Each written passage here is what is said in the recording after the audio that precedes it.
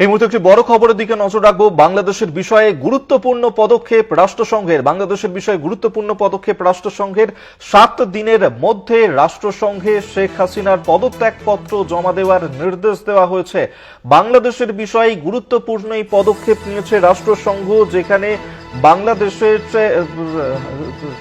ক্ষেত্রে 7 দিনের মধ্যে রাষ্ট্রসংঘে শেখ হাসিনা তার পদত্যাগপত্র জমা দিতে হবে, এমনই নির্দেশ দেওয়া হয়েছে।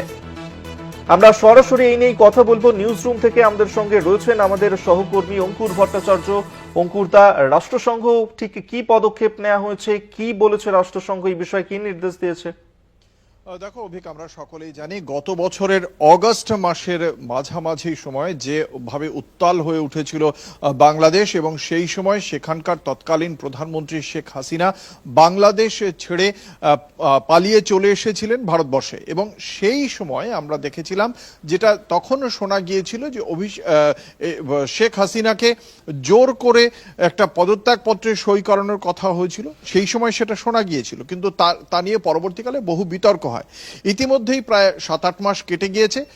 রাষ্ট্রসংঘের পক্ষ থেকে আজকে আমরা যেটা জানতে পারছি, আল জাজিরা বলে সংবাদ মাধ্যম সূত্রে যে খবর সামনে এসেছে, রাষ্ট্রসংঘ এবার শেখ হাসিনার যে পদত্যাগপত্র তা বাংলাদেশের অন্তর্বর্তী প্রশাসনকে রাষ্ট্রসংঘের সদর দপ্তরে জমা দেওয়ার জন্য বলেছে।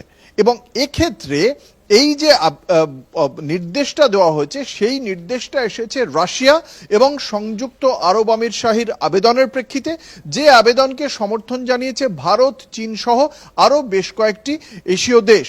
এবং সেই আবেদনের প্রেক্ষিতেই রাষ্ট্রসংঘ এই নির্দেশ দিয়েছে বাংলাদেশের অন্তর্বর্তী প্রশাসনকে।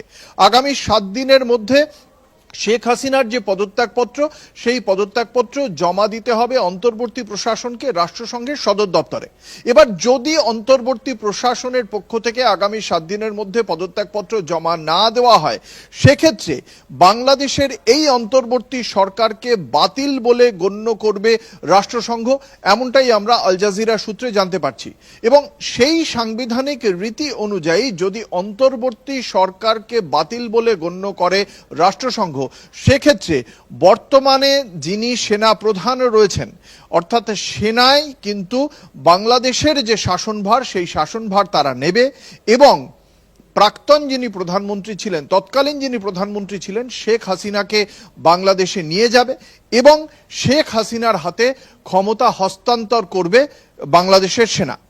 এবার এক্ষেত্রে যদি এই 7 দিনের মধ্যে অন্তর্বর্তী প্রশাসন যদি শেখ হাসিনার পদত্যাগপত্র জমা না দেয়, এবং সেনার যদি সেক্ষেত্রে কোনো পরবর্তী পদক্ষেপ না করে, অন্তর্বর্তী প্রশাসক হিসেবে ইউনূসই নিজে ক্ষমতার ভার নিজের হাতে রাখেন, সেক্ষেত্রে রাষ্ট্রসংঘের পক্ষ থেকে কিন্তু গুরুত্বপূর্ণ কতগুলি যে প্রকল্পের মাধ্যমে এই বাংলাদেশে যে বিভিন্ন সাহায্য পৌঁছয়, সেই সমস্ত গ্রান্ট বাতিল করার ক্ষমতা রাষ্ট্রসংঘের রয়েছে।